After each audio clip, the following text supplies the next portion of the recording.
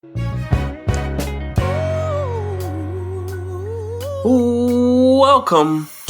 to another episode of the Good Guys Podcast. We are back. We took a week off, but we are back here for you guys.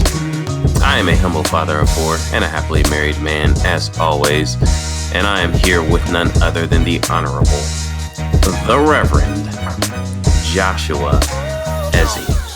What's good, BD? How you feeling, my brother? I'm doing good. We had to do take two just now, people. His voice was pre-puberty. Maybe I was a little rusty there. I don't know what it was, but yeah, I tried to hit the welcome and I went into an octave that only Mariah Carey could probably duplicate. So you should definitely insert it when you edit it. You should put it like right here. I might put it like right at the end, like after we say goodbye, and then it's just a silence, and then it's like welcome.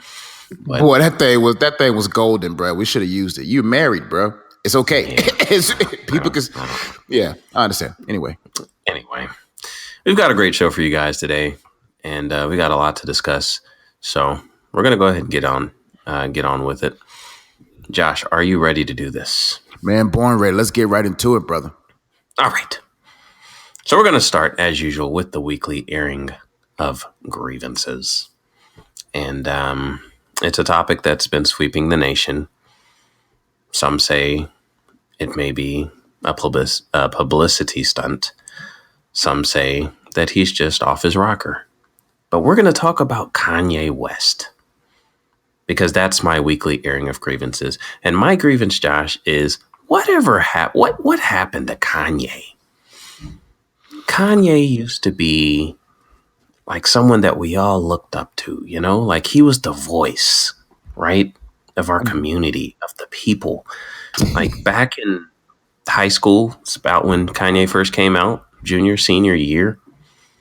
Like it was just like a fresh voice, you know, especially for me and you, because, you know, we were believers.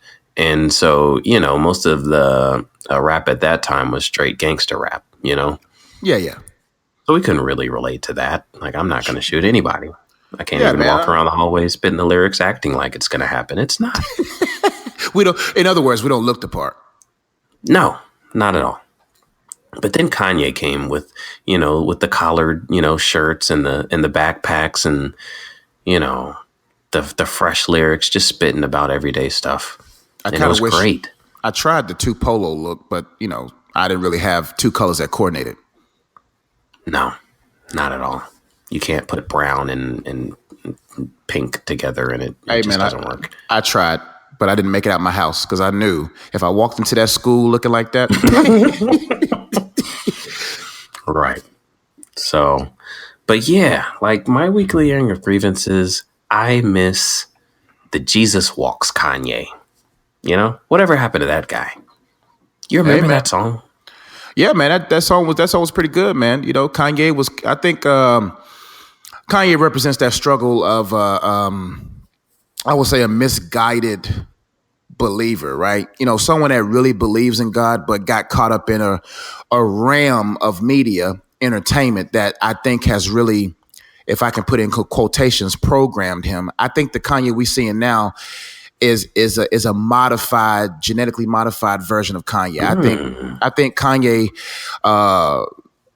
everybody's first album, if we be realistic, from Kanye to Lauryn Hill or anyone that just was extremely talented that popped up on the scene, their first album or so was culturally conscious. It was authentic art. And then when you in that system, right? Like why didn't Lauryn Hill come out with another album? You see what I'm saying? How can you be that dope and curate at such a dope album and then you say leave the industry? So I think this Kanye that we're seeing right now is a caricature, if that's the right way. I know I butchered that word. It's not even, it's Kanye. I wouldn't even be surprised if this is the clone version or if this is a. Do you subscribe to the theory, Josh? Did you ever see you probably didn't see the movie. Did you see Get Out? No, I didn't see Get Out. Okay.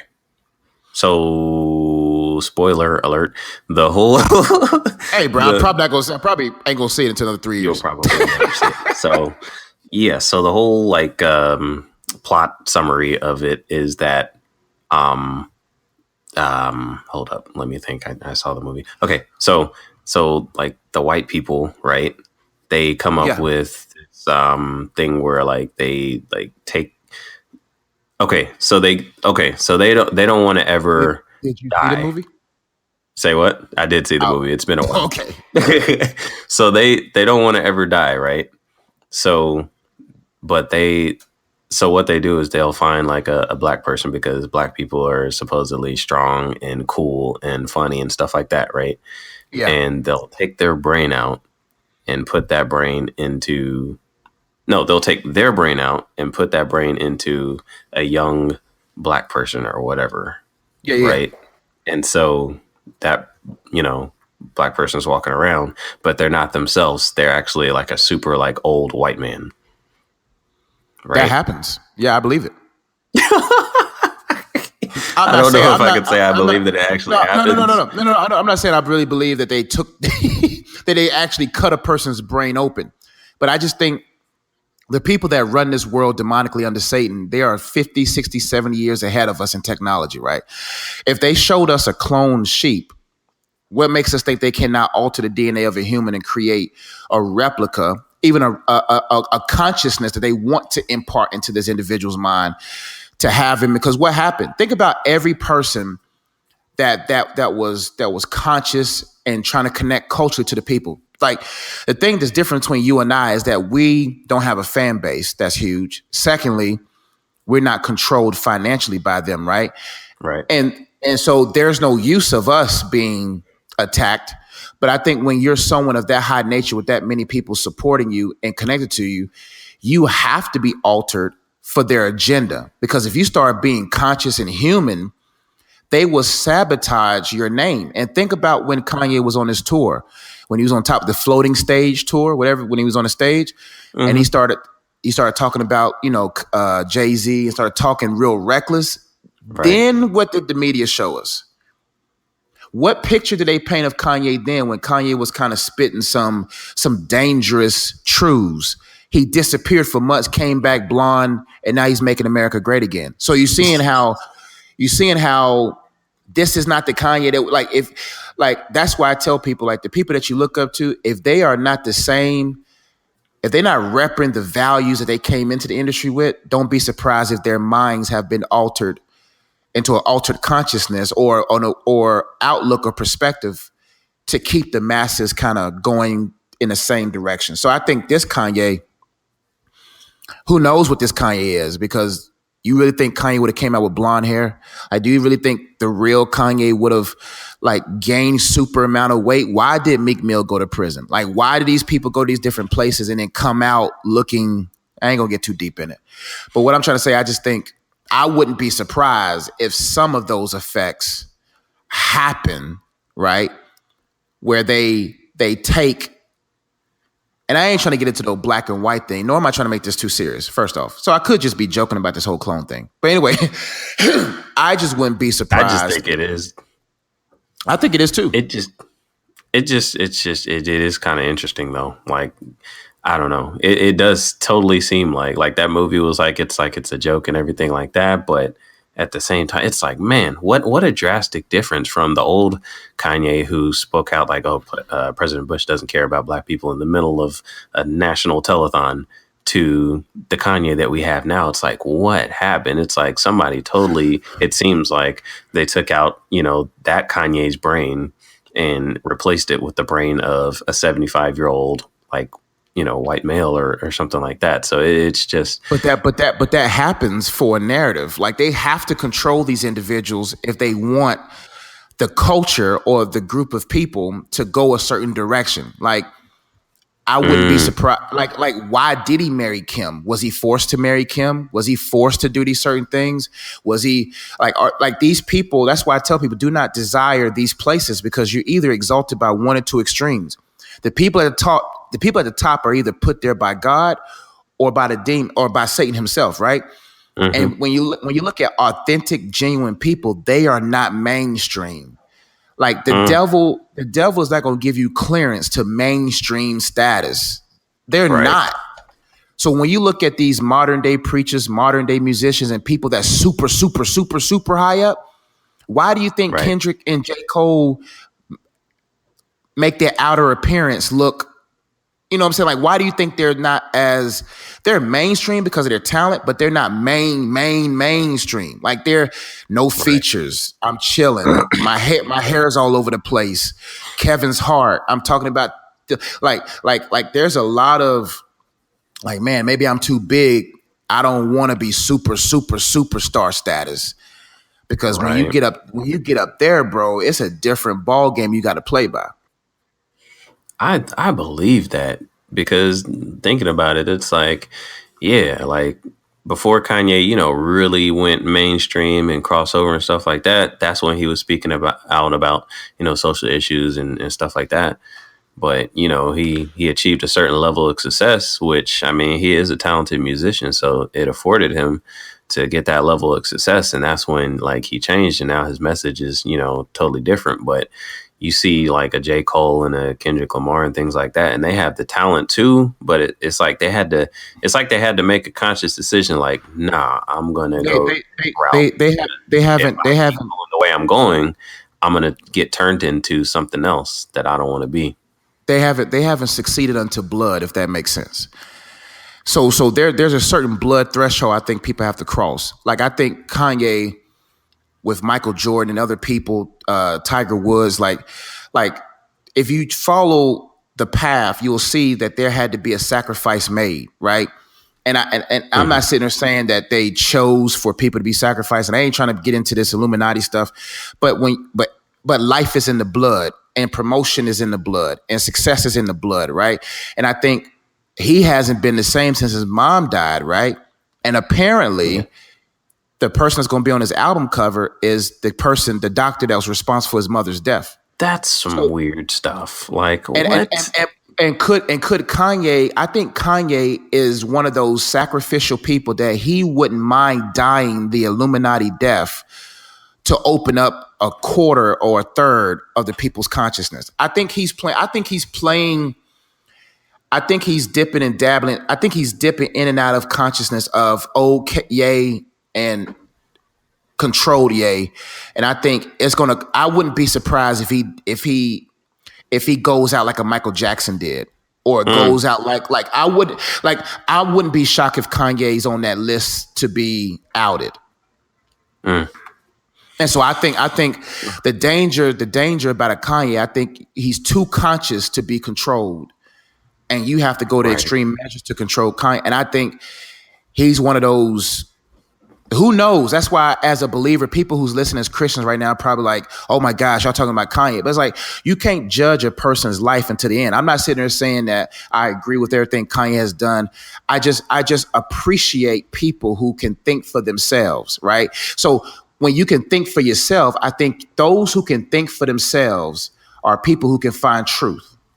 Hmm. People who have other people think for them never find truth. Right. So when you're around thinkers, those people, I think God doesn't find it hard to draw them to Him because they're going to always think towards truth. Because they're going to be like, I'm just not going to accept things as face value.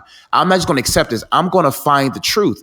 And I think Jesus' walk came out of a time when Kanye was like, wow, like God really saved me from his car accident, whatever, like with the hood, he whoop de whoop whoop, and then all of a sudden came in and really was like, I don't know how to articulate my faith, but I'm in this industry that's so attractive to anyone at 23 years old. You made it to Right. 22, 23 with millions upon millions of dollars, and you having sex with women that used to be posters on your wall and magazines up under your pillow. Like no Christian can survive that.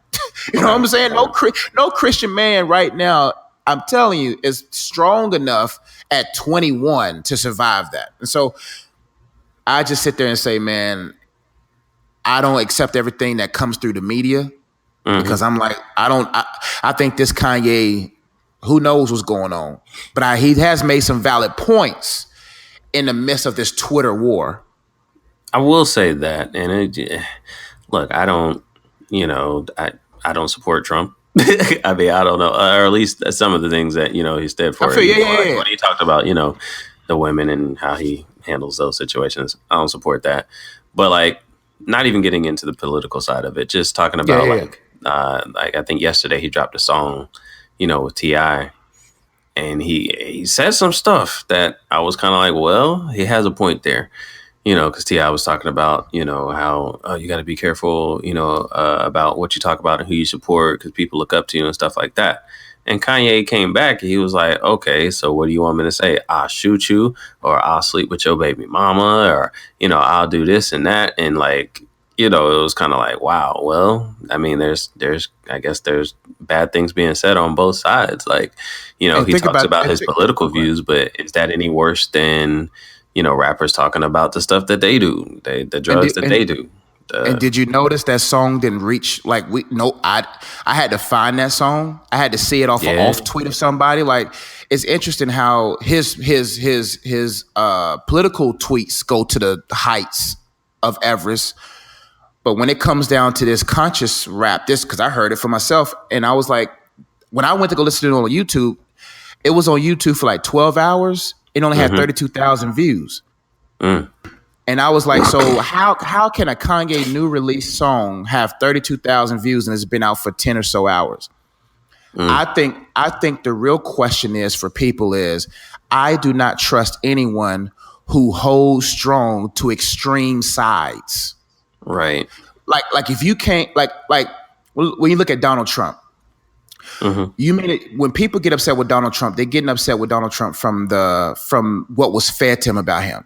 So I don't like when it comes to politics, y'all know I don't really care much about it. Like I already know it's a game. It's a game. It's not even like they knew Trump was going to be president years ago. Like this thing is organized, in my opinion. Whatever. The conspiracy guy on the show. But what I'm trying to say is they want us to be so polarizing, so extreme that let's say if Donald Trump does something real good tomorrow, people will still hate on him.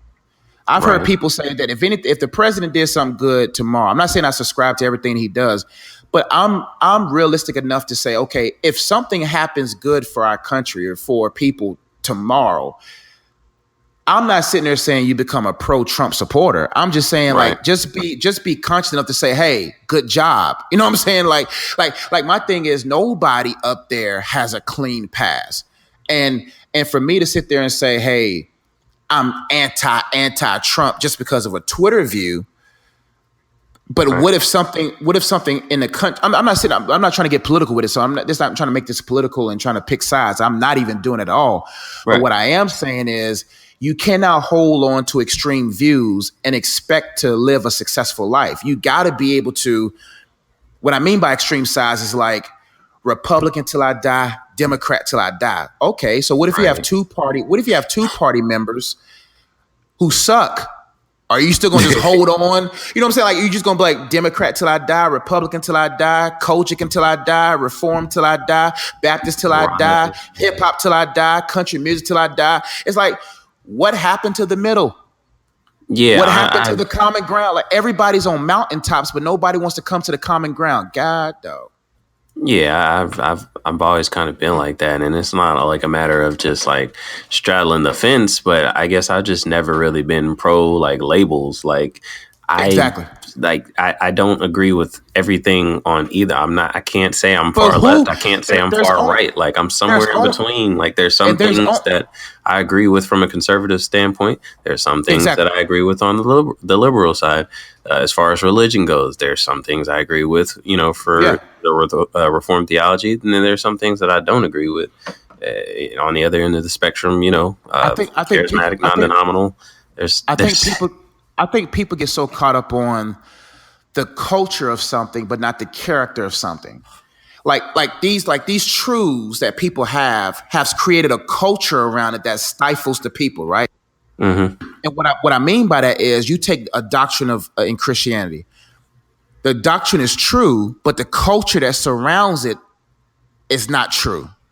So you have the Reformed doctrines, right? Or Reformed thought, right? But the culture of Reformed theology makes it blends with the doctrine. So people are like, well, I don't really want to agree with that because the culture of it. Or if you look at the charismatics, like the Truth had a great song called The Color Purple. And he talked about how the difference between the reformed and the charismatics, right? He said the charismatics taught me how to live. The Mm-hmm. reformed taught me how to think. Right. It's like there's these extreme views. When you go to these black churches, you never felt love like that. When you Right. go like these charismatic circles, whether black or white, they're so loving and accepting. Mm-hmm. But the reformed Calvinistic side is so like, Man. well, before you belong to us, you got to believe like us.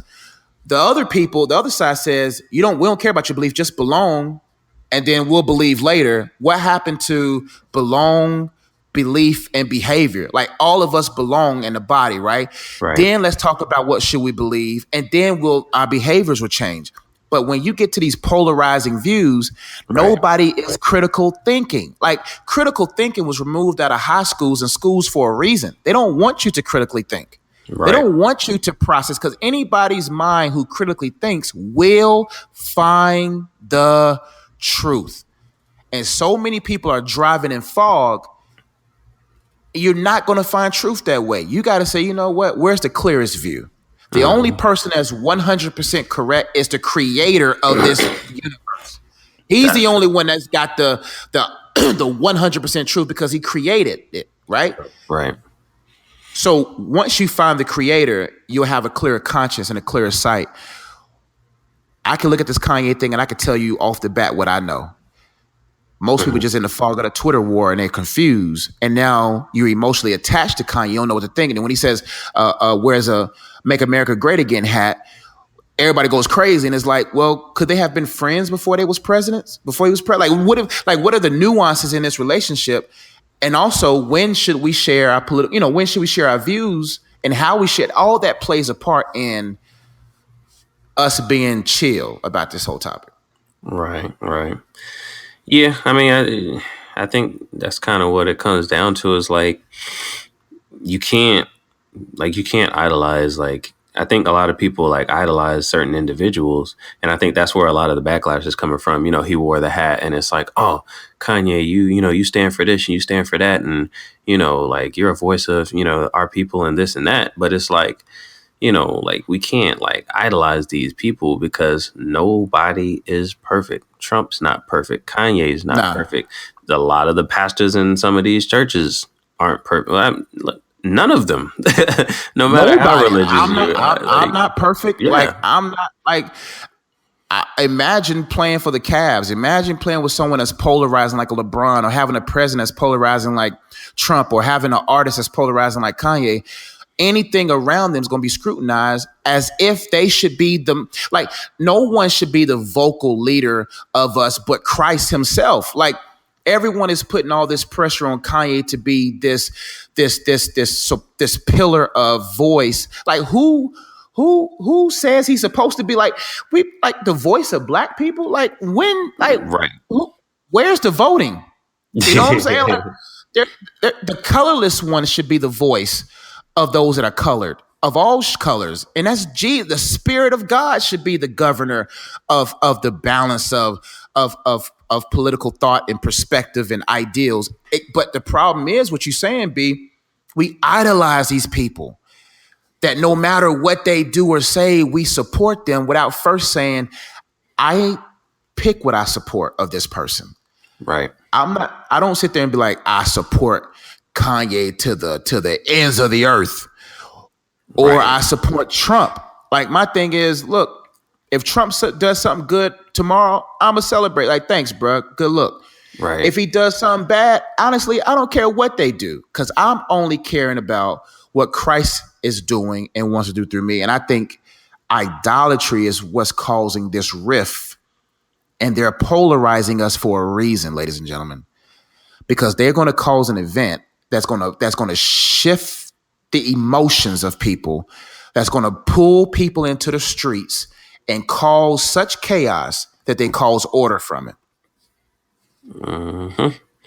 But I mean, we could talk more about. I don't know. We kind of blended the conversation, but emotional attachments. I don't know how you want to enter that, or just kind of continue the conversation. I mean, I think we've kind of gotten into it already a little bit, but yeah, I mean, emotional attachments is something that we were planning on talking about. We kind of already delved into it a little bit, but yeah, I don't really know how to segue at this Well, point. I'll segue into it, man. I just think we have to be very careful what we are emotionally attached to, right? The Bible talks about if anyone, if well, so I'm trying to get the scripture correctly. It was saying about how be very careful. Let me paraphrase it. If you don't hate your mother or father or whatever, you're not fit to follow Jesus, right? And with the word hate in that text, I'm gonna get the real scripture in a minute, means to love less. Like we're supposed to love everything lesser than Jesus, right? Right. Because anything that we love above him can be and will be used against us. If you love your mom more than God, then your mom has the highest volume of voice to influence you. If you love your father more than God, your father's voice will have the highest volume of influence. Political party, musicians, philosophies, thoughts, ideas, whatever you love most, you will be emotionally attached to the most. That if anything is to happen to that person, you are in deep depression, sadness, or elevated levels of arrogance, pride, and jubilance, right? Emotions are not what we're supposed to live our life on. Emotions are just indicators of a present mood. It just lets you know what you feel in this moment. So many of us made emotions truths that I'm only going to live a life that makes me emotionally happy. That's dangerous because happiness is based on conditions. That if I have a woman in my life, I'm happy. If I don't have one, I'm not happy. If I have this amount of money, I'm happy. If I don't. So you on this never ending roller coaster of highs and lows when you should be connected to something that is a rock, that doesn't move, that is sure and stable. When we have these emotional attachments, we can always have emotional triggers.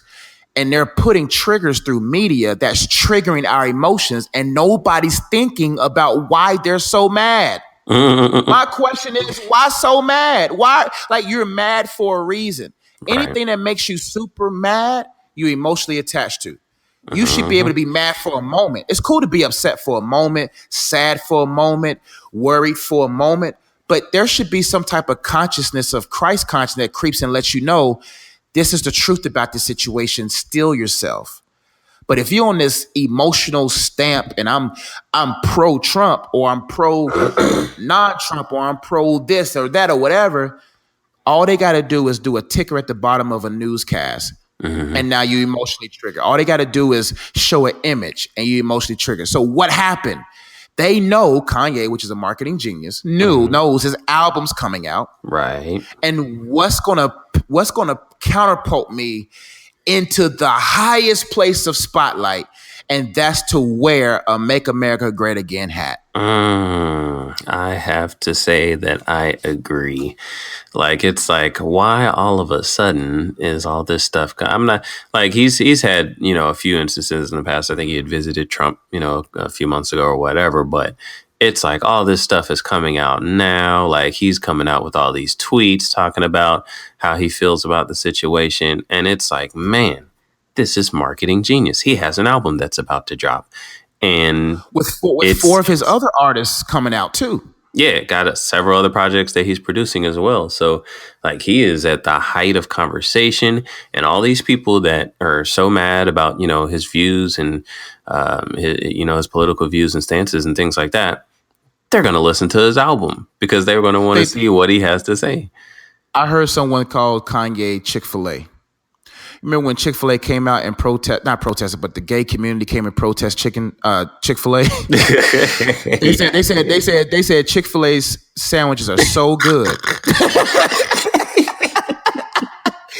Chick-fil-A sandwiches are so good that they survived the LBGT community. Think about that.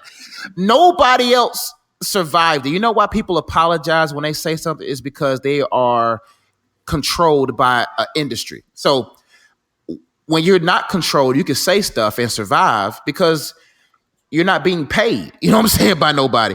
Chick-fil-A was Right. like, we're in business for ourselves. Right. So y'all still gonna eat these chicken sandwiches. And Kanye's like, you know what? Y'all talking junk now. Right. Y'all still polarizing people are always successful. Right. When Trump gets out of office, he's going to be multi-billionaire beyond where he is now. LeBron, the reason why he's successful because he's polarizing. Nobody's in the middle of LeBron. Nobody's I'm a somewhat friend of LeBron. No, you either a LeBron James fan or you not. But both audiences views everything LeBron does because he's polarizing. Kanye's trying to be that. Oh, well, he's already a polarizing figure, but if he gets to that polarizing conversation, man, and he already talked about Trump inspired him, that showed him that he could be president. He's like, I know Obama was heaven sent, but Trump gave me belief that I can be Show me that president, I can something be like that. Yeah. Which he's not. Like, I mean, nobody's gonna pick Kanye. No. But what I'm saying is, if you see the way the world is going, you better take a good look at your life and make sure that you're not overly attached to people who are flawed. Right. Because you're gonna look dumb. Like they're you know what they're gonna do? They sucking you into loving them. And then when they make a mistake, you look stupid because you got 50,000 tweets of your support of a person, and now you look as dumb as their actions. That's the trap. That's why when it comes to my political views, I say nothing. When it comes to a lot of things, I say nothing so I can survive the turbulences. If I swing pro-Trump or pro-against Trump and then Trump does something super good, I look stupid. If I'm pro-Trump and Trump does something bad and I'm vocalizing about it, now I look stupid. I know who I won't look stupid for, or I do not mind looking stupid for, is the one that's going to judge my soul. Right. You see what I'm saying? And that's how I play it. Like, I don't really attach my opinions and my views on like individuals because, like you said, they're flawed and their opinions can change. If you had staked your opinions and your belief in Kanye back when he was college dropout Kanye, then you're looking stupid now and that's why you're mad, because he has completely changed. People change, people's opinions change, people's life experiences change. That's why, when you have your beliefs and your opinions, or me personally, mine are staked in none other than the beliefs and morals out of the Bible, because the word of God is not going to change. God's not going to change. And so that's where my opinions come from. I don't really if something happens, Trump says something I don't like, hey, I don't agree with that. That's wrong. If Trump does something great, hey, that was a good move.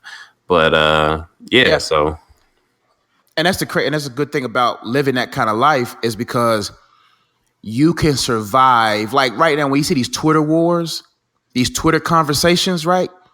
I'm not sitting here. I'm not involved.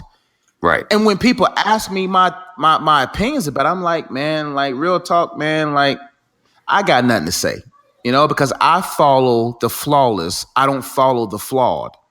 And when we understand that, we would say, you know what, man, I'm not going to sit here and consume myself with every, like, it's going to be over in 3 days.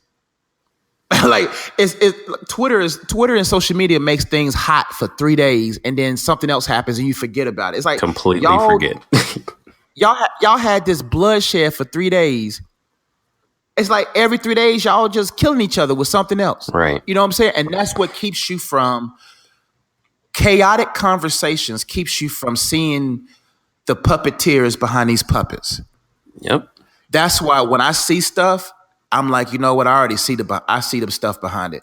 Like, why? I already knew it was a marketing scheme. I already knew that this ain't the same Kanye. I already knew this was a publicity ploy. I already knew this was going to increase the flames of Trump. I already knew it was going to do all this stuff. And I just sat back, relaxed, and watch y'all look stupid.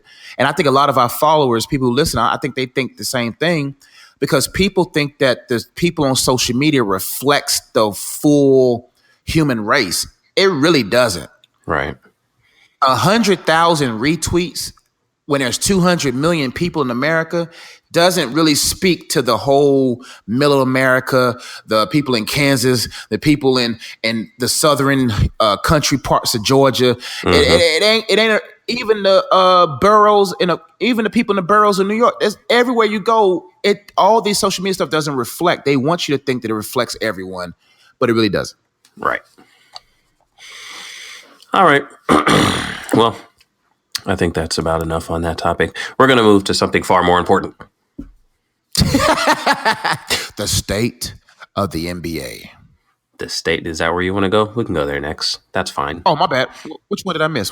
I don't see what's in front of me. Where was we gonna go? I was going to switch it up and go with the smash or pass real quick before we jump into the Yeah, NBA. yeah, that's right. That's right. My bad. I read your list out of order. Let's go to the smash or pass, brother. It's all good.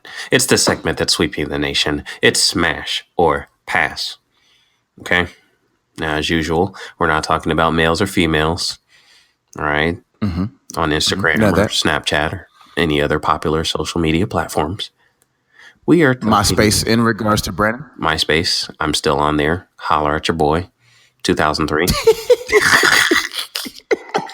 That's sad. Holler at your boy. 2003. BD got the same cheese and face that he had in 2003 on his MySpace. I bet BD. Oh man, I want to see what my MySpace page look like right now. Is MySpace? Let me go to the internet right now. Let me see. MySpace.com. Well, you couldn't tell me nothing about my MySpace page back in the day, boy. I had Wow, MySpace is still here. to. Wow. Let me look up Joshua Ezzy. Where's my MySpace page at? I had the black and white Jordan logo wallpaper in the background. Oh man, that's one thing MySpace did, but it makes your whole thing tacky. That's why Facebook and other platforms don't allow you to do it. MySpace was so tacky. It was so tacky, bro. I saw glittering Hello Kitties flying around. It was like, man, what in the world? Well, I don't think I'm on here anymore. Anyway, yeah, I'm sorry. Go ahead. We are talking about food. We're not talking about males and females. Would you smash or would you pass? Today's smash or pass item comes from a secret menu food item. And this is something that Joshua, as he told me about, you should be ashamed of yourself, quite frankly. Who, me? Yeah, absolutely. You should be ashamed of yourself. Why should I be ashamed? Because I told you so late? I'm like, bruh, hey, listen, man. I told you to follow me. Listen, I've never failed you when it came to food, bruh. I put you on to some of your greatest food experiences of your life. And this one is going to be one of them. This is going to be the death of me is what it's going to be. It's going to be good, but it's going to put me in a coma as well. This is a Five Guys double grilled cheeseburger. What it is, people. 2 grilled cheese sandwiches as the bun. Nestled in between those 2 grilled cheese sandwiches is the standard Five Guys fare. 2 patties, 2 pieces of cheese, and whatever other toppings that you want. It really doesn't matter. I see nothing wrong with it. The fact of the matter is, this has to be about 3,000 calories. It's like a week's worth of calories in one meal. And it looks absolutely delicious. Hey, man, like, listen, bro. I mean, listen. Honestly, everything that I see on a hidden menu or that I like, one of my favorite YouTube channels, let me see if I can find it, is Healthy. What's the name of that YouTube channel? But I watch them all the time with the kids. And it's like do it yourself kind of foods. Right. And I realized that I'm like, honestly, bro, I would love to get me a bison, ground bison from Whole Foods, some organic cheese or vegan cheese, your brioche buns from wow.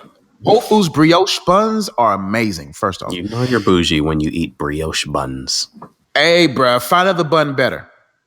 I don't even know. I've never had a brioche. Yeah, I really haven't. And whose fault if I did did, that? I didn't know. My thing is, if I'm telling you right now, if I'm putting you on game and I've never failed you, you should be right now going to get you a brioche bun. Because when you get a brioche bun, man, that's the best bun out there, bro. My ranking of buns are brioche. These are the best burger buns, in my opinion, right? I only got 2. Brioche buns, and sourdough bread. Sourdough bread with a burger is amazing. Healthy Junk Food is the YouTube channel that I watch, and they do your do-it-yourself food concoctions from popular restaurants or whatever, right? They make them giant size or whatnot, then they kind of make it regular size. Okay. So Five Guys to me,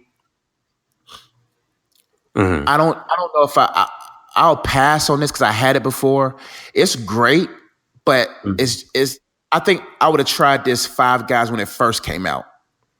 What you mean? When I tried it, you know how when a company comes out, a restaurant, they authentic to them true selves, but when you start franchising yourself, Right. things get kind of too salty.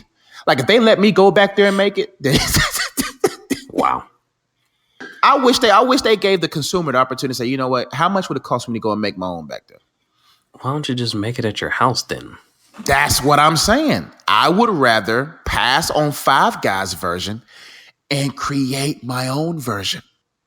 Okay. Think about it. What would your version? Oh yeah, I told you. I would go get the ground bison as readily available gosh. at your Whole Foods, right? Because bison has actually got less calories, less fat, and less cholesterol than chicken breast. Think about that. It is one of the most lean meats on the planet, right? So you're going to have less fat, less calories, more protein than chicken, beef, and anything else, right? Or turkey. Turkey just doesn't connect to my system, so I don't do turkey. So I get the 2 ground beef. I get the nut cheese from Whole Foods. Cheese? Don't knock That it till you sounds try disgusting. it. No, it doesn't. It's I'm gonna keep that joke to myself. yeah, man. I didn't want to say it, and I wanted. I be trying to hide. I put that thing at the bottom of my. Right. Like I just came up with some jokes in my head that were absolutely not appropriate for the podcast.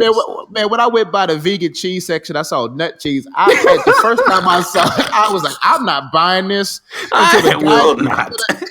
Until the guy that was stockpiling it was like, this is the best vegan cheese out. And I'm like, I bet it is. I bet it is.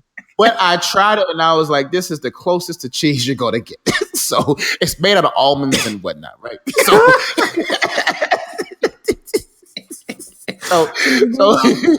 I know all the fellas.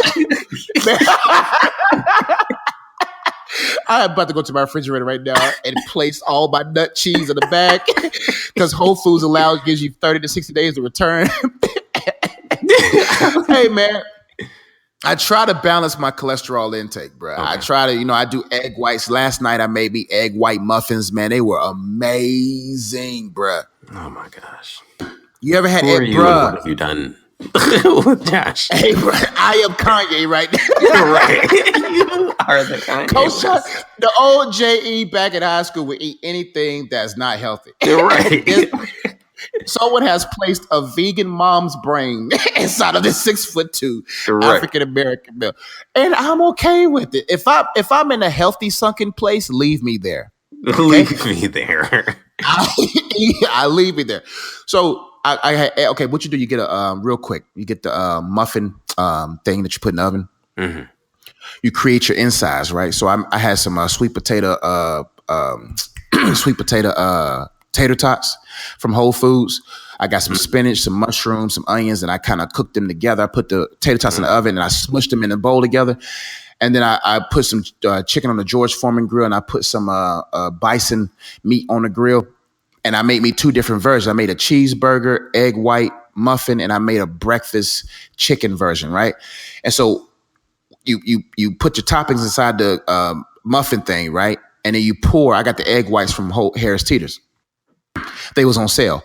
So you pour the egg whites to cover it and you bake it for like 15 minutes. And when I tell you, it's like protein, like it's like a breakfast muffin in your hand, bro. I'm telling you, kids will love it, BD. And I made 12 of them.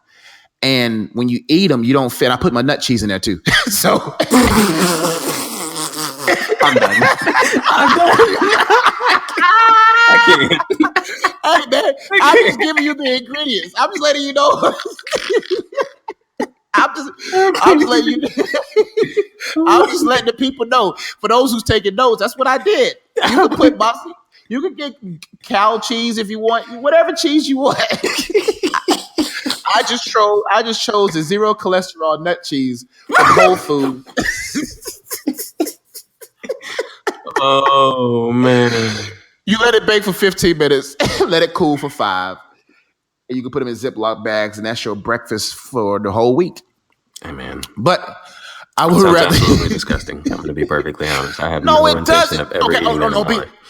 no. Okay, I ain't talking about the nut cheese. Just imagine if you just put, bro. No, no, no, no. Just create your own egg white muffins. You could put liver mush in there. You could put bacon in there. You could put sausage in there. You could put your cow cheese in there. You could. Then I'm not using egg whites. Why use egg whites if I'm going to put all that in there? Or then use regular eggs. Okay, so that's what I'll do. You with your egg whites and your nut cheese and your I Hey, don't bro. want any part of that. I don't want any part of it. Hey, bro. And I shall live longer. You probably will. And you know what? That's great, man. Hey, you know what? I'm happy for you. You know, you're engaged. Thanks. I think you're a significant other. I think she's got you on the right path. She's cooking healthy for you. That's great. Thank you, brother. But Thank you. And that's what to me.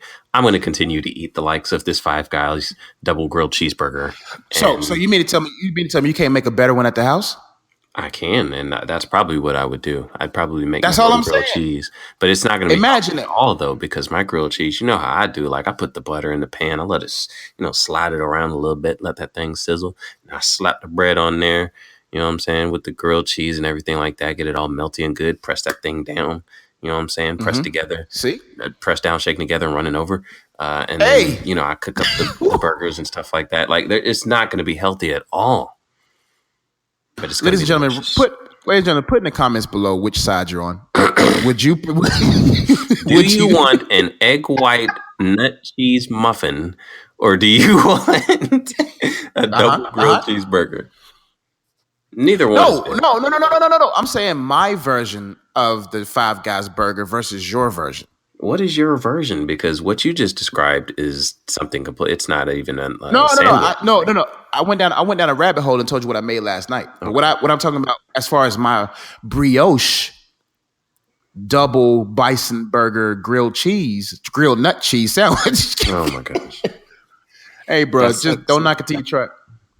I mean, that's not even like that's something totally different. You can't make this with brioche like that. The whole point is that it's nestled in between two grilled cheese sandwiches. Honestly, I would probably do it with a sourdough bread. Oh my gosh. I'll do a sourdough bread or no. They got brioche. They got brioche bread slices. So it won't even be buns. You could do bread slices. So you could do your grilled cheese. I'm telling you, man. Okay. Anyway, I'll pass on the Five Guys version and smash the in-home version, the one guy version. The one guy. Well, I'll smash. Now it's gonna have to be a day that like this past Saturday, I ran 5 miles and then I played 3 games of pickup basketball. Like that, it'll have to be that kind of day, and then I'll go get this burger, because if not, then I mean you're gonna instantly gain like 5 pounds in one day. Yeah, man. You got to do this after leg day, after hooping all day, chest day, leg day, something like that. Yeah, you got full body workout for 2 hours and then eat it. Get your dance grooves. Do an hour of that. Yeah, man. Do all that, man, and then eat it. And you still might die. Probably. Yeah. Or you just took off 3 years of your life. Anyway, hop in the comments. Let us know if you would smash the Five Guys double grilled cheese sandwich burger, or if you would prefer for Coach Josh to whip you up a nice brioche double cheeseburger with bison meat and nut cheese on a brioche bun. I don't see nothing wrong with that, bro. Yeah, I'm sure you don't. But anyway, this is what happens. It's like people say, never mind. I'm not going to go there. Go ahead. Go there, bro. Go there. Be a man and go there. Be a man. Have the courage of your conviction and say what you're going to say. If you any sentence you start, you should finish. Oh man, no, I was just going to further compare you to Kanye, in that old Kanye was the way he was, and then when he got with his lady. Hey man, it's called. Hey man, listen. When you grow and you mature and you find yourself a good thing, man, you gotta live. You gotta live a long time for that good thing. Okay, you know what I'm saying? You gotta live a long time. The old me, it's not healthy for a married me, right? Because if Mm. you get so consumed with eating crazy, like you got the Army on your side, which is a great establishment that I love and appreciate, that I salute, and I'm thankful for all the men and women that serve out there in our country. I am so appreciative for everyone, no matter how high you are, how low you are, that serve our country. I really do, from the depths of my heart, do appreciate you guys. You got that on your side right now, bro. Y'all run 5 miles every day. Of course, you can live a little reckless. I can't live reckless out here. I will say when that. I'm out, I will say yeah, that. man. When I was not in the military, I could not eat whatever I wanted to. I would blow up bro, so fast. I can eat pretty much no, whatever now because I'm not. you would be dead. You would be dead, bro. Like you would like your omelets had 7 yolks, nigga. I mean, dude. Man, your egg yolks used to have like 7. Your omelets had 8 yolks, bro. I'm like, that is an exaggeration. Okay, maybe 4. No, 5, 4 or 5 is a lot, bro. Like 2 egg yolks is your daily intake of cholesterol. You're right. So imagine doing that for years, Brandon. Years. I'm so glad you're in the Army. God put you there, bro. Because if you didn't, bro, I would just be hearing me on this podcast. Wow. and imagine my one-sided views on this podcast without Brandon. I would have y'all trying the most odd things. Right. Living y'all's best life, bro, under Christ. Yeah. Hop in the comments. Let us know. All right. That's enough of that. We're going to get into some basketball because the playoffs are going on. Yeah. We're going to talk about it. So, first things first. The Rookie of the Year discussion is over. I'm sorry. Yeah, Donovan Mitchell, man. It's not even a question. Like, I guess it's a regular season award, but you can't they haven't. It hasn't come out yet, right? Like, have they already said? No. I hope they haven't already cast. No, the NBA changed the rules last year that they do the ceremonies after the playoffs, which I think they should go ahead and just change the rule and say let's observe the MVP and the Rookie Year all the way through the playoffs. Because what's the purpose of the season awards? Right. We should talk about the whole entire season thing. If you're not in the playoffs, you shouldn't even be in the discussion for MVP anyway. No. Might as well forget it making it a regular season award. It's the whole enchilada. We're taking everything into account because you might ball out during the regular season and you disappear in the playoffs. Then you're not the most valuable player to your team, are you? So no, you're not. And look at Russell Westbrook. Right. You did you averaged a triple-double for 2 years in a row. But with that kind of feat, you should be like game 7 of the finals with that kind of feat. Exactly. But no, you got the business from a rookie. And so the business. And so I'm sorry.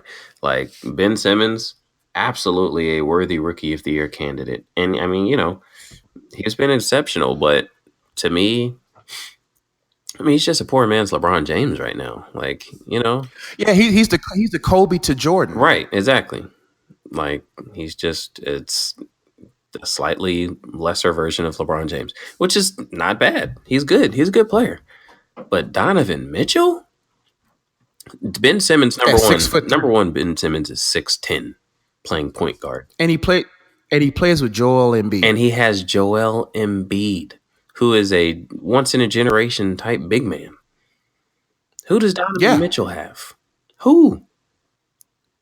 They left him. I'm literally trying to actually think. He's got Rudy Gobert, but he doesn't. I mean, he's a defensive player. Ricky Rubio showed you the benefits of humility. Right. Because Russell Westbrook destroyed his team by focusing on Rubio. He sure did. So everybody left the Jazz. They were supposed to be rebuilding. And this dude came in giving everybody the business. And he's got the Jazz in the second round of the playoffs. That's farther than they went last year. See, man. And that's why there's no discussion. Like this whole he sat out for a whole year. I'm like, bro, you still live the NBA life, bro. Like what's his name went? He went to what school? Donovan Mitchell. He went to Louisville. Louisville. Yeah, Louisville. Like the Louisville life versus the NBA life is two totally different things, right? You getting NBA coaching, Right. you getting NBA checks, my dude.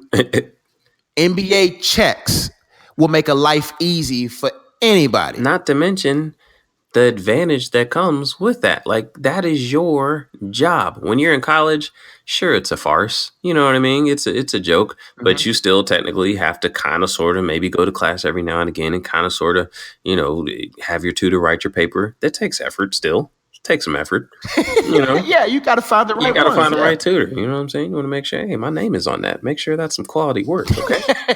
Yeah, man. But takes work. But when you're in the NBA, that's your job. That is your 9 to 5, is making yourself bigger, stronger, faster, and more skilled. So, And second of all, you're 6'10". right. So while I don't feel like that should disqualify you, because technically it is your first year playing NBA basketball, according to the the definition, sure, you still qualify. But in a contest with somebody who it is really their first year, I think that has to play a factor. If I'm voting, I'm going to look at you two, and I'm like, okay, fairly similar seasons. They both have really good seasons. This guy, it's really his first year. This guy was in the NBA last year, just didn't play. So I'm voting for the guy who it's really their first year. Doesn't mean it's disqualifies you, but I'm just going to... First off, a couple of points. When you look at them, number one, of course, the people will lean to the thought of, I'm going to start my franchise with Ben Simmons. That's immediate. 6'10", LeBron 2.0, whatever, Fair. Right? But when you look at it with your naked eye and you see a 6'3" carry a team as a rookie, was the first one to score, a first rookie ever to score 38-something points in the playoffs. Clincher and beat OKC. Right. Going against Russell Westbrook. Like, not just going up against some, soft pansy squad or nothing like that. Like, Russell Westbrook. 3 potential Hall of Famers. Honestly, 1 in my opinion. But, well, 2. 2.5. 1.5. I don't even know. Yeah, I don't. That's enough. I know. These people standards right now, bro, is just... Say what? Oh, yeah. Yeah. I don't know about Paul. Just really quick aside. Like, Paul George, I'm not sure how I feel about Paul George anymore, man. Like, I don't. Paul George is streaky. Paul George is this era's NBA player without a dog. Like, there's a lot of NBA players right now. Like, Donovan Mitchell has more dog. Oh, absolutely. Like more dog. Like, you mean to tell me you let this rookie beat Melo, George, Westbrook with a ham sandwich and 2 pennies and a Coca-Cola? It's not like he's like on the Spurs or something like that, or join, up with like a perennial playoff squad. Like, he doesn't have any help, and he beat. It's called being disrespected. That's like I see me and Donovan Mitchell. Oh my gosh! I really do believe that Donovan Mitchell heard my stories, vibes with me, listens to my video, because when I play basketball, I'm cool until you disrespect me. You heard me say this before in other podcasts. I am cool. Mm-hmm. Disrespect made Donovan Mitchell Donovan Mitchell. When you got a dog in a person, disrespect awakens the dog in them. The dog in them. When when Ben Simmons and his LeBron James privileged NBA hand over self began to talk as if the league has already been handed to him, which it has, because they're part of the same team, Clutch Sports. But when you come with that kind of arrogance, like, that makes me, I don't like Ben Simmons off of that. Like, he's cool, but there's this young pretty boy privilege like persona about him that I'm like, respect Donovan Mitchell, bruh. Like, where would he be right now without Embiid? Don't get me wrong, they'll still be, because they do got JJ Redick. They still got what's his name, Bellinelli, who's a sharpshooter too, and he's a veteran. Right. But this dude is in Utah where the air is thin, bro. You playing in Philly. Well, maybe the air in Philly's smug air versus Denver's elevated air might be the same thing. As far as, but I'm sorry. Yeah, but what? Anyway, I'll be there in August. Anyway, welcome me with open arms. Not outside of a Starbucks. Anyway, so what I'm trying to say is that I'm just saying in regards to Ben Simmons, he's cool. Honestly, I'm just a fan of Donovan because I can relate to him. I'm only an inch shorter than him. He shows me that if you have work ethic and a dog, you could be successful. I'm not 6'10", man. I'm not 6'10", light skinned, bro. Wow. You know what I'm saying? That's what the root of the problem is right there. Yes, the boy's a pretty boy, okay? The boy's handsome. I don't like him. I don't like him. His beard is clean. He's 6'10", smoked, and he dunked. But my thing is, I wouldn't be upset with Ben Simmons if he would just have respected Donovan Mitchell. What you're watching right now is a everyday baller succeed at a high level that you just can't stop. He is the rookie of the year, hands down. The only reason why they're going to give it to Ben Simmons is because he's the next in line for the NBA. Think about it. Magic, Bird, then Jordan. Jordan, then Kobe. Kobe, rape case, moved out the way. LeBron, they needed somebody. The only person out there that matches that persona of superhuman. Think about everyone that they picked to lead the NBA has always been superhuman. Right. There's always been a superhuman looking kind of person, which I wouldn't be surprised to create it in the lab or have given, advances and clearance for to succeed. Bruh, man, Ben Simmons, man, he just arrogant because he knows whatever. But Donovan Mitchell, bruh, he's the rookie of the year. Yeah, man. I don't know, man. He might have up next, man. Like, I don't know. It's hard to say. He's this generation's Dwayne Wade. Yeah, that's what they're saying. Like, he looked like a young Dwayne Wade with a jumper, though. Ooh, he do got a jumper. That thing's pretty too. Yes, that thing is pretty. I'm like, bruh, he cold, man. Like, he might be, after LeBron fades away, he might be my next favorite player. Honestly, Donovan Mitchell's already besides Steph Curry, KD, and Draymond, Clay. Donovan Mitchell's my favorite. It's the whole Warriors franchise. Yeah, man, I just respect what they're doing, man. Like, Steph Curry's the GOAT, bro. I respect Steph Curry. No, not the GOAT, but I'm saying I respect Steph Curry more than I respect LeBron. We know, Josh. No, but that's a good argument. I don't know. Steph Curry at 6'8". What would the league be like? He probably wouldn't be able to do everything he can do at 6'8". So you well, let's go through all the NBA talks. I don't want to segue into why Steph Curry. This is going to be that's an automatic 1 hour debate if we get into Steph Curry versus LeBron. Man, we might have to do a sports podcast because I'm telling you, bro, I can go, bro. Boy, you already know. So rookie of the year, Donovan Mitchell. What was the other thing we're going to talk about in regards to the NBA? Just a playoff update. Oh, the playoffs. So, my boy LeBron. Yes. So they're not winning it this year. I think I'm going to go ahead and say that. I don't know. Matter of fact, they're playing right now. Let me see what's going on. Because I don't know if they're about to win this series, man. Victor Oladipo banged on LeBron. Was that like... And LeBron, no. And LeBron moved. Okay, I'm about to say, I think he moved. No. He got banged on and he stumbled. Oh, yeah, we up 54-41. I think we got this. They're not ready for that. Hey, man. They're not ready for Game 7, LeBron. Indiana, that's a whole other animal. No, because... But you got to understand, Indiana always comes back. They came back like twice this series. True. So that's what I'm saying. Like, when I watched the game the other day, I knew Cleveland won, and then they lost. I mean, no. They was down, but then, took LeBron's goaltending game winner to counterpult them. And I was like, man, that's a goaltend, bro. Like I'm like, hey, man, what's the pressure? When it's easy to hit a game winner when it's 95-95. That's easy. That's easy. It's not easy to do. But it's not. It's more pressure. No. It's easier than knowing that you're down I got 2 you. and got to hit a That's game winner. fair. That's true. Doesn't matter. He still But hit it, and he still had that tremendous block. but there's magnets in the balls, bro. Wow. Now there are magnets in the balls. You never heard about the conspiracy of that? No, Josh, I'm not a conspiracy theorist like you. And you probably should be. It would make life better It for would you. make You life won't be in the better. sunken place of the Cavaliers. Wow. Because honestly, bro, LeBron, you can't rig everything, because if they could, he would have already had 8 championships, right? Mhm. But I also do believe that this ain't his year. Nah. They're not going to get past.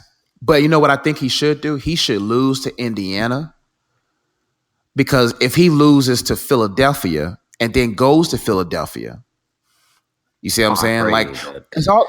Well, they would play the Raptors in the next series, so I would say. But the Raptors, I think Indiana has a better chance of beating them than the Raptors. I'm not gonna lie. Like, I feel like if they get out of this Indiana series, I feel like they're gonna find a way to beat the Raptors. Like, I just feel like the Raptors are scared. Gentlemen sweep.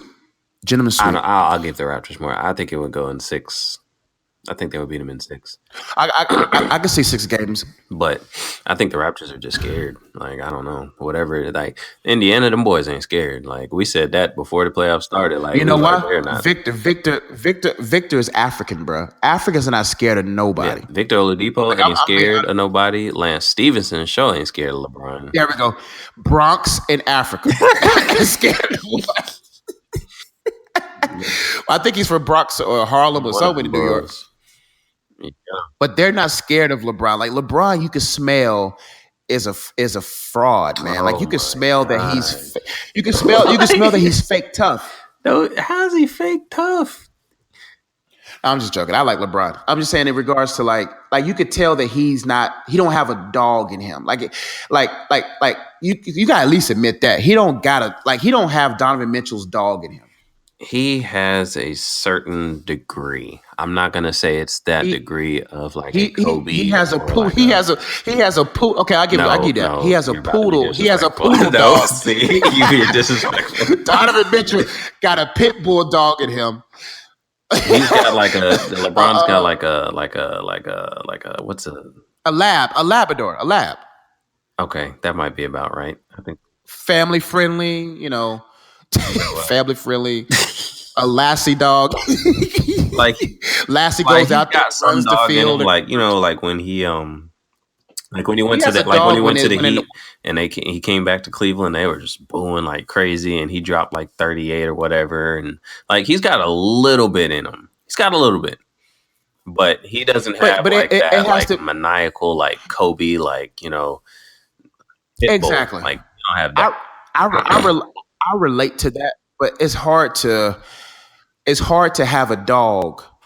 It's hard to have a wolf, because that's part of the dog species, right? It's hard to have a wolf in you when you're a domestic animal, right? So Kobe, not necessarily Kobe, but Jordan had to fight. Like, right? He had to fight to be the GOAT. LeBron was handed a GOAT path. No, he was not. Like, come on.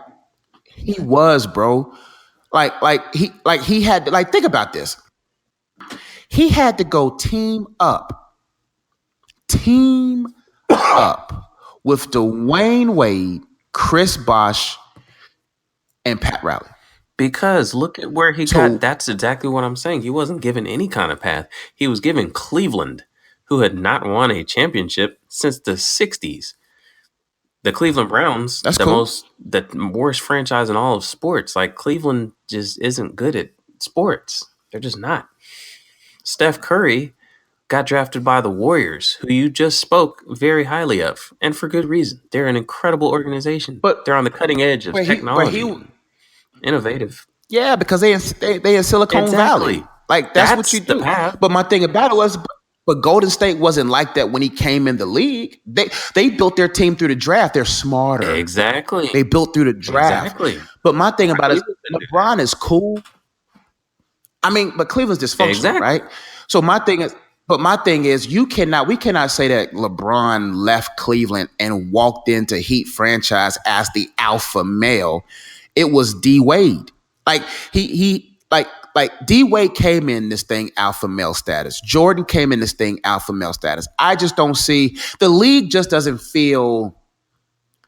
I think the league represents the league reflects the superstar. Okay.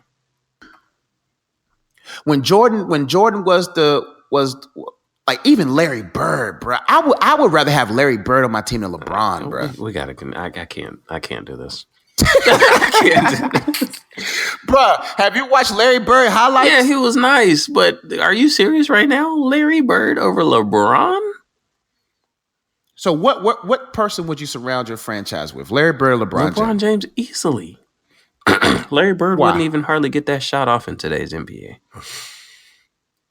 You know what was getting on my nerves, man? I was watching the JR interview with the nut riding people that work for LeBron's social media thing, uninterrupted. Yeah. Man, bro, that was like the worst. It was a good interview from JR's point of view, but Victor Cruz and the other dude was just kind of they love LeBron, right?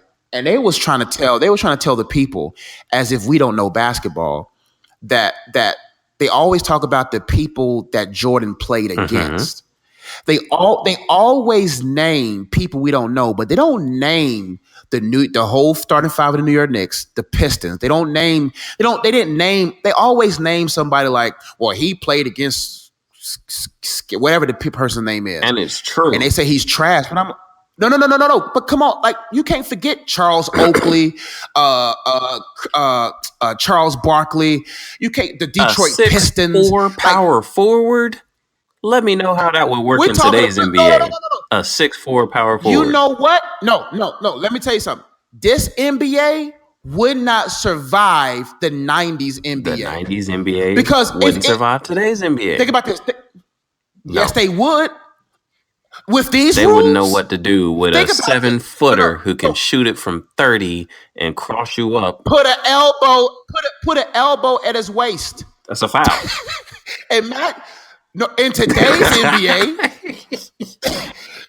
these softball players, it's easy to look tough without hand checking. It's easy to look tough with referees that coddle you. It's easy to look tough. But imagine what did Jordan had to go through. Getting elbowed, clothesline, fights every night. Boy, let LeBron, even though LeBron's 6'8", 6'9", he flops in today's NBA. Because he knows the rules. He's just taking advantage of the rules. But take advantage of it and make it realistic. That's why I don't believe he can be the next. He's not the GOAT because I don't think he can do the movie like Michael Jordan did, Space Jam. Like, come on, LeBron in Space Jam and come on, man. That's why LeBron can't be the GOAT because he can't pull off Space Jam like Jordan did. His shoes are not better than Jordan. His Space Jam wouldn't be better than Jordan, and he wouldn't survive the Jordan era because you know what? Does Donovan Mitchell act like LeBron when fouled? Do some of these other players act like LeBron? I think Westbrook can survive the 90s. I think Donovan Mitchell can survive the 90s. I think Steph Curry got more of a dog than LeBron does. And so what I'm saying, yes, sir, I think LeBron in the 90s couldn't survive because they wouldn't he can't shoot. He wouldn't just get to the basket because back then they at least took 2 steps, Brandon. This NBA, you could take 3 or 4. If he can't shoot, then why did he hit that game winner the other day? Because there's magnets in the basketballs, brother. All right. Second of all, there was no pressure to hit that shot. You go into overtime. If you can't shoot, then it doesn't matter if there's pressure or not. I mean, you just can't shoot. Man, I can make that shot. A clock is right 2 times a day. They could have threw you out there right there in that moment, and you could have. Oh, bro, my dude. J.E., my dude. If that would, dog, they would have been afraid when I was in that court, dog. Bro, I would have internalized something that happened to me earlier that day to piss me off. Bro, I would have jabbed over fake like I'm going to baseline, curled off, dog. Gave a as he shimmy. and do an Antoine Walker fadeaway at the Yeah, they 3-point would have line? threw that mess Swish. all the way down. Nope. Nope. Bruh. Don't please, dog. You know I my do. game. You know good and well. If I was 6'10" right now, I would have been in the NBA. That's the Period. In the thing. discussion. You're not. You're 6'2". No, And they dog. would have threw that joint all the way down to the other I free would throw line. nah, bro. I would have pump faked them, man, and did my lean to the left fade away, And and they then still do my look. like, Hey, who's we that going guarding? overtime. We going to overtime. Whoever that was guarding LeBron was like 6'10". So whatever hey, fakes you through. listen, man. Listen, come on, man. LeBron would not survive the 90s. These people that talk like this, come on, Brandon. You got to admit, we'll get off this topic. I know we're going long. Yeah. Let me tell you this, bro. Mm-hmm. People are prisoners of the moment. Mm-hmm. Prisoner of the moment. And people like LeBron because LeBron matches their personality type. Mm. Safe, Mm-hmm. pansy-like, soft. I just can't respect the man that flops and does all these, like, I'm like, you're 6'9", 6'10". Like, I'd rather for you to just dunk on somebody. If you get pushed over, you get in their face. Like you I couldn't follow him as a leader, bro.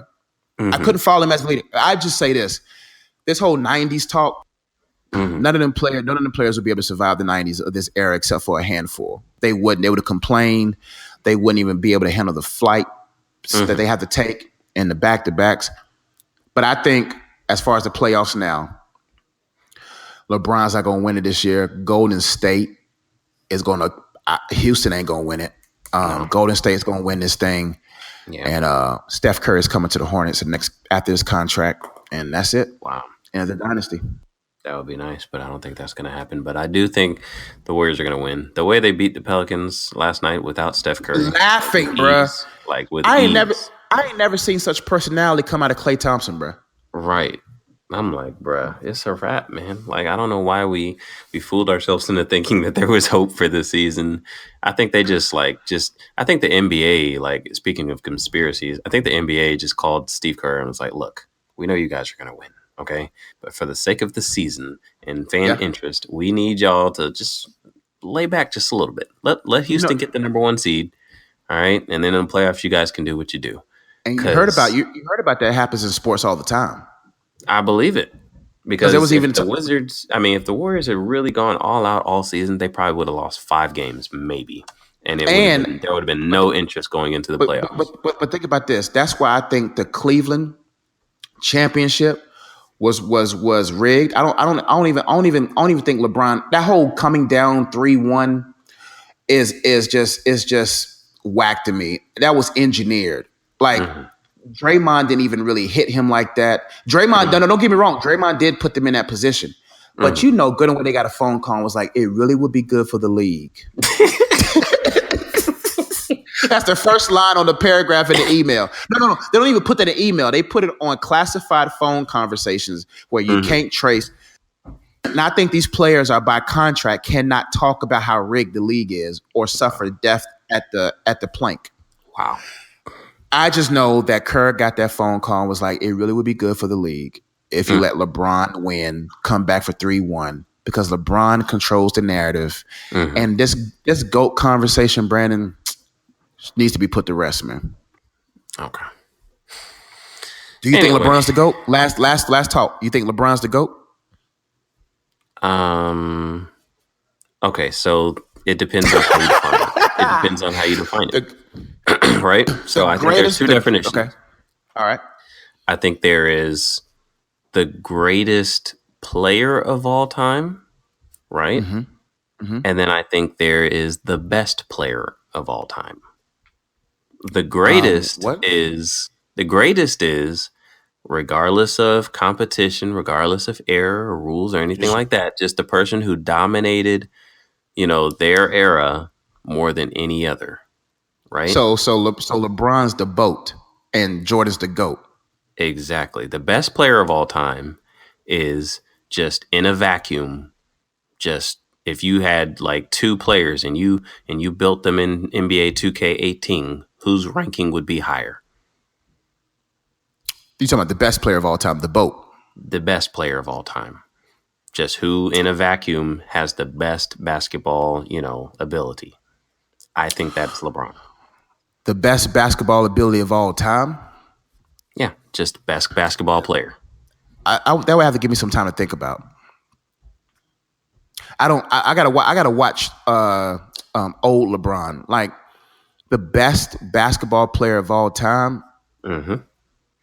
I guess you could get up to LeBron as far as, but honestly, I think the best. I don't know. I'll think about that. But the GOAT, you saying, is Jordan? Yeah, I mean, the greatest player of all time by that definition. I think that is just like that's sealed. Like What six defines rings. greatest? Okay, I see what you said. Okay, 6 rings Yeah, he off the court, dominated his era, unlike on the any other court. player has dominated their era. Like Yeah. nobody could mess with him. I feel like the competition in today's NBA is better. And so, I don't think he would have dominated like that today. Who? Michael Jordan? Absolutely.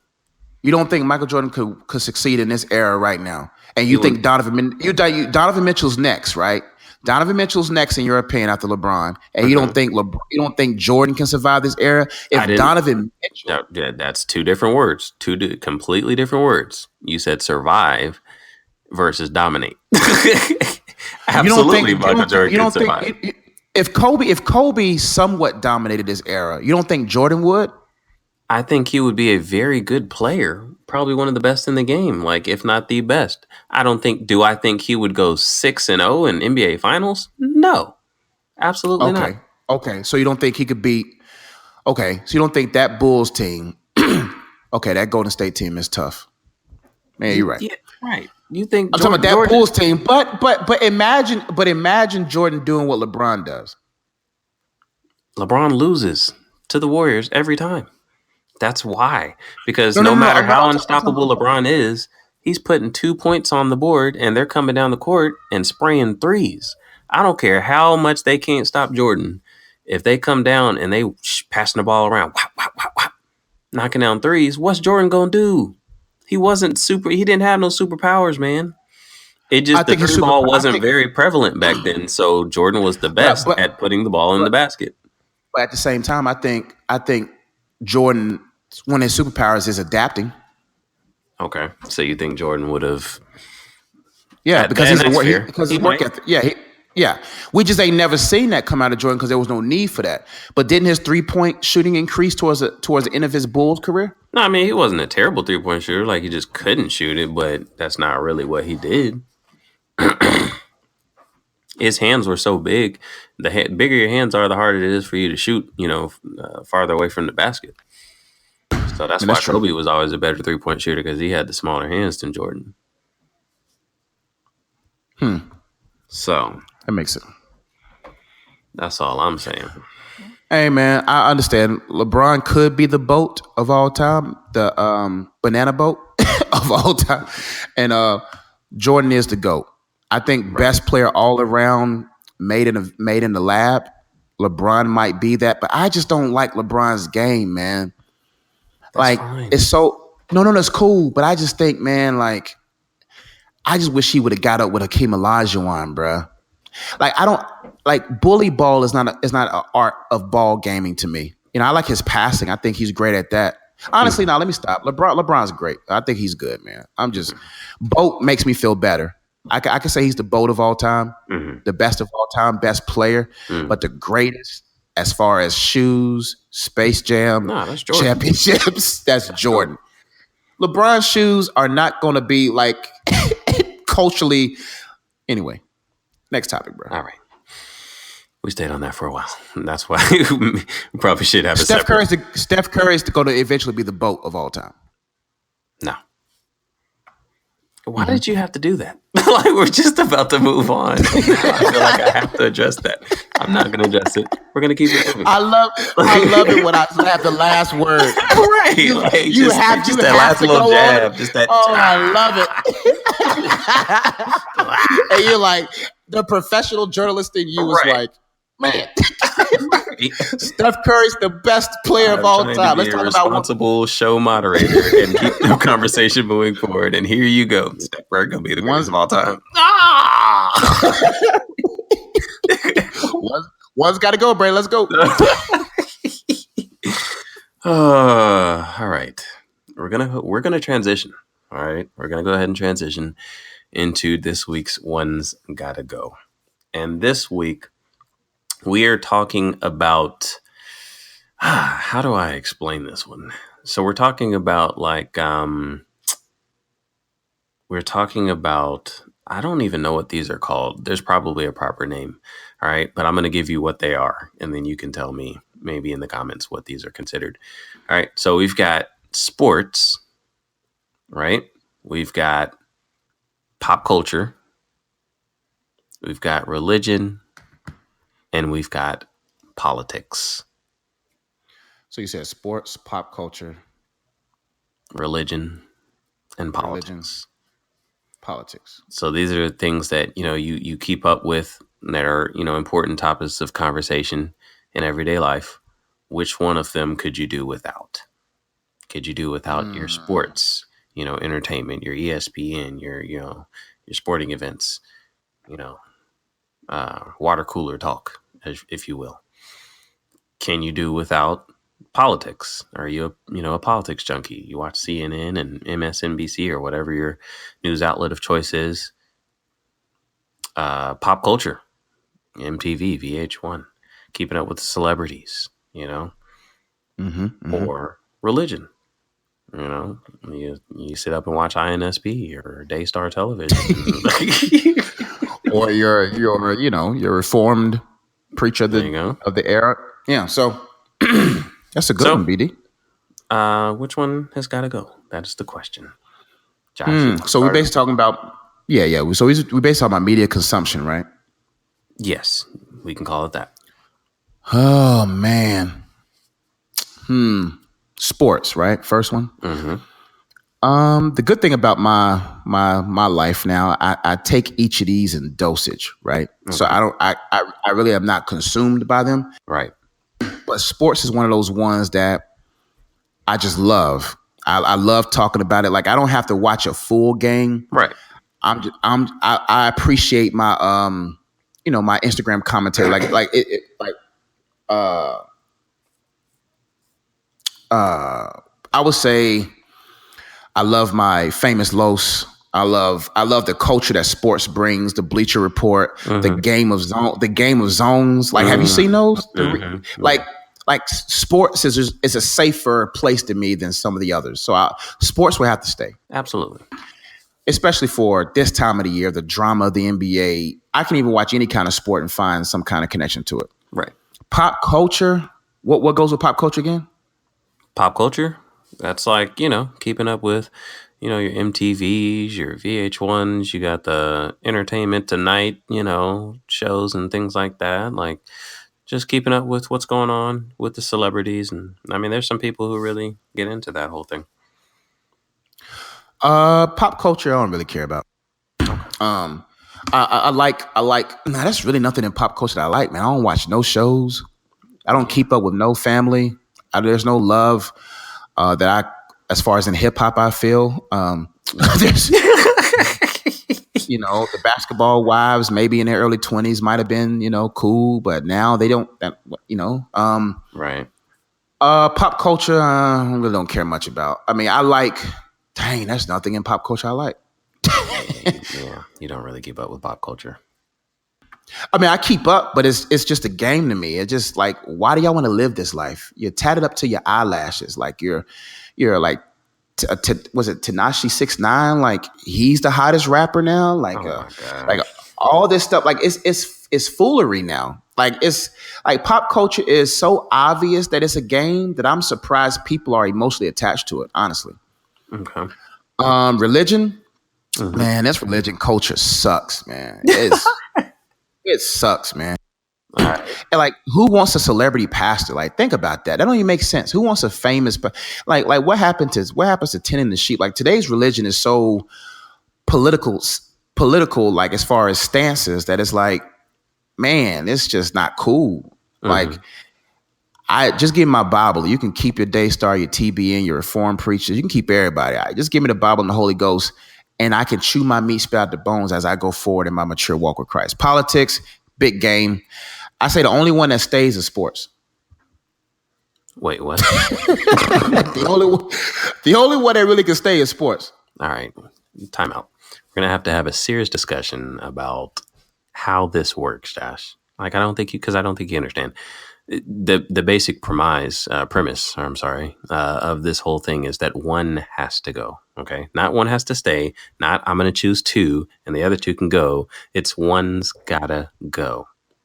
All right, one's gotta go. Um, hmm. Man, I'm just gonna go with my own rules this time. One's got to stay. It's sports. we, we had a serious, thorough breakdown and discussion and explanation of the rules, and Josh throws all that to the wind and says, "Nope, I'm gonna make my own rules." All right, fine. They're all going except for sports for Josh. For me, I will actually follow the Talk, rules. let me do something real quick. Talk to the people, brother. Say what? I'll be right back. I still got my headphones out here. I'm just gotta go on mute real quick. Phone call. Okay. All right. Go ahead, brother. I can hear you. Go ahead. Okay. All right. All right. So for me, sports absolutely has to stay. Like that's definitely my favorite media outlet of choice. Like sports, and I've gotten to a point in my life where I don't really have to watch the whole sporting event. I actually don't have time to sit and watch a whole 2 hour basketball game or football game or anything like that.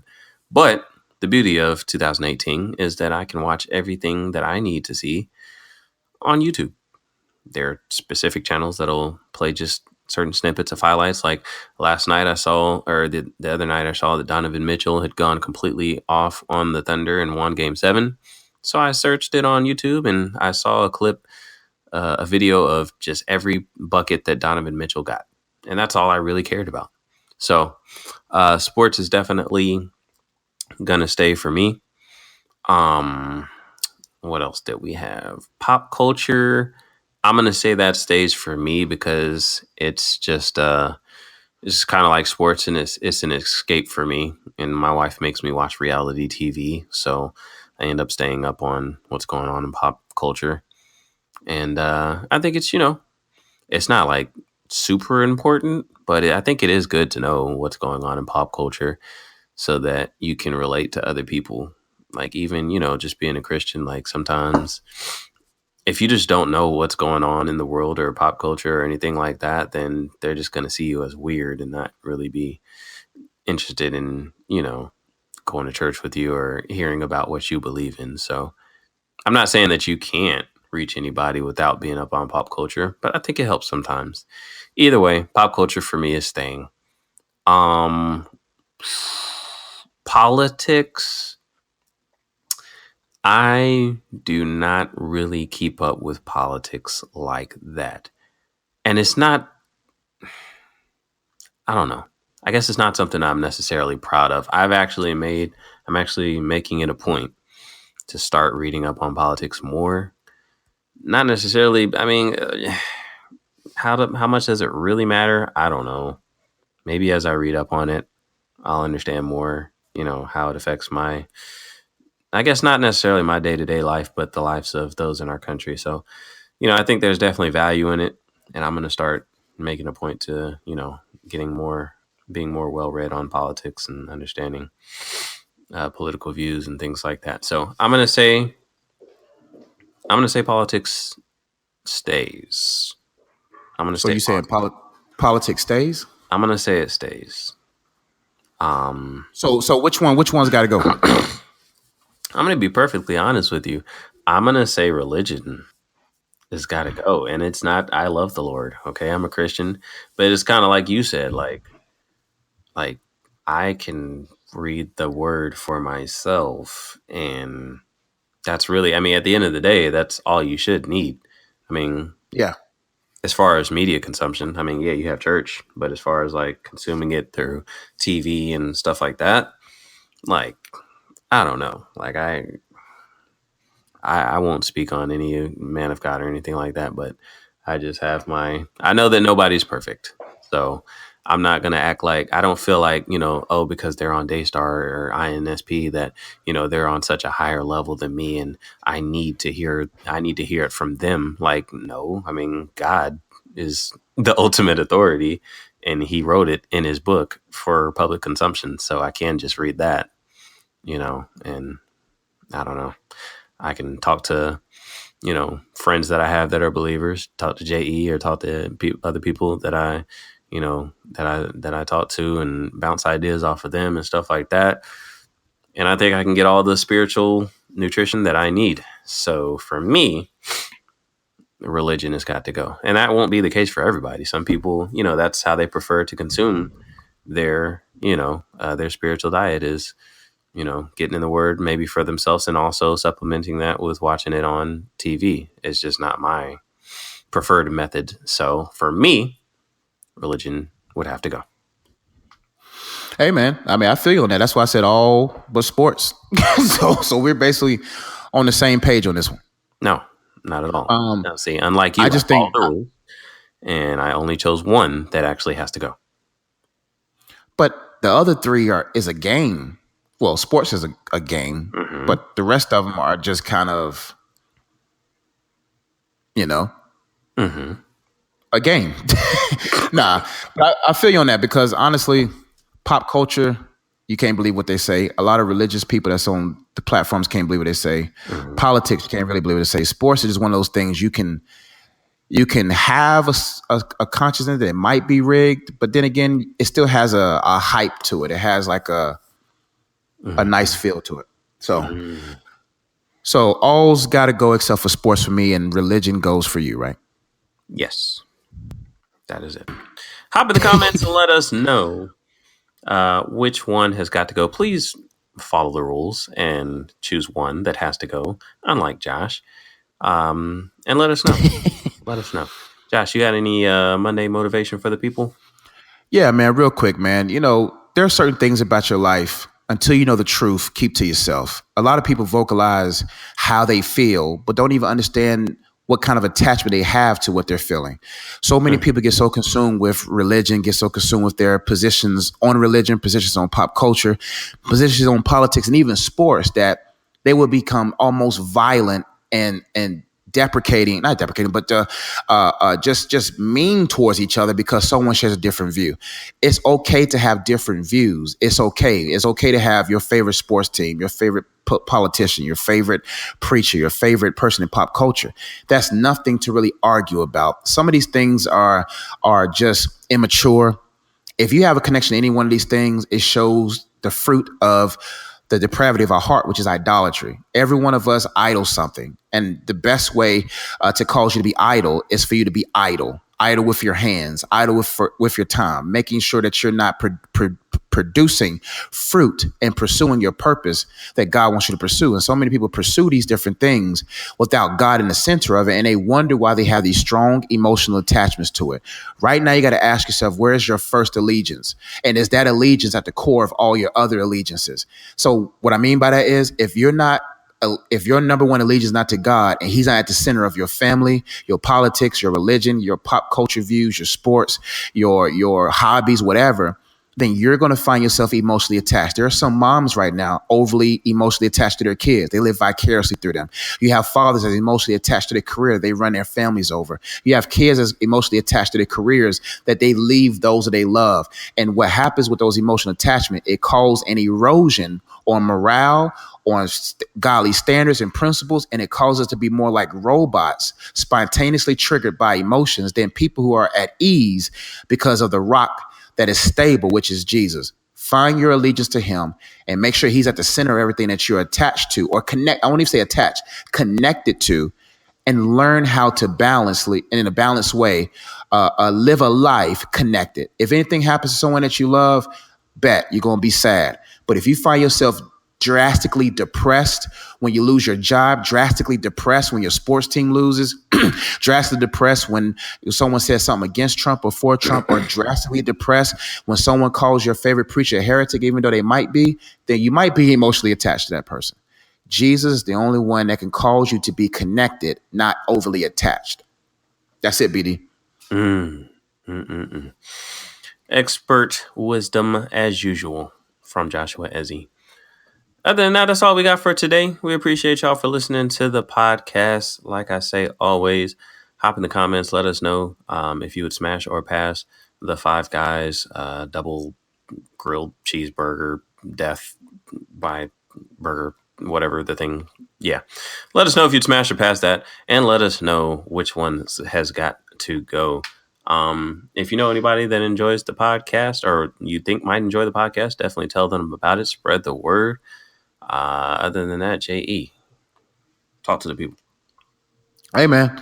We only good because he's good, man. And I'm the second GOAT because he's the first GOAT. Y'all have a blessed one. Peace. Don't put any more goats in the comments. All right. And I'm ashamed Yeah, that you guys man. actually did that. Listen, All right? you can Josh is honestly the greatest of all time. put goats down at the bottom and put boats because I'm the boat and the goat. Okay. Thank you guys for putting the boat emoji and the goat emoji.